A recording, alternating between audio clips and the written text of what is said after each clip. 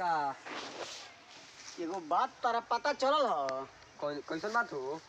बदुरिया के बेटा हाँ बाहर से आ गइल बा। आ गइल बा। हाँ आ कहाँ रहता है घरी? देखले रही ओकरा के जगदीशपुर बाजारवा में। बाजारवा में? हाँ का कर आइल बा होई घरी? अब हमरा बुझाता हो ना हो सकेला छठ उठ में आइल होई कहीं। छठ का मौसम में ताइल ही बा। हाँ हाँ अब फोकना के बेटिया फोन करके लागता कि बोला ले बिया ओकरा के। होगा जाती है फकना के बेटी हो दे हैं? हो दे अब ड्रेस पहन ले बिया नु हो साला तेरे नाम का पता पहन के जाती है। वही से तो उ साला दीवाना बा। अच्छा हाँ तो बदुरिया बेटा चल जाएगा बिहान भेंट कर दे।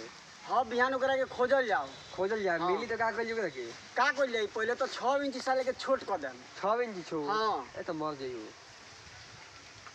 ऊपर से ना मर दे नीचवा से। अच्छा नीचवा से कटे गोरवा कटे तो थोड़े मरी। ना, ना। सर लेंगर हो जाई। लेंगर हो जाई। हाँ ऊपर से ना छोट कइल जाई। बदुरिया के बेटा कि अब बुलावे की चाहता है बुलावे के पहले ओकरा से भेंट करो।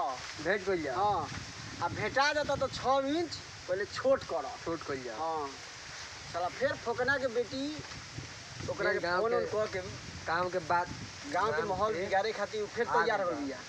चला कौनो बात नहीं भेटाई तो लपिया ही चला के बतियावल जाई। काट दिए। 6 इंच छोट कर दे। चला पकना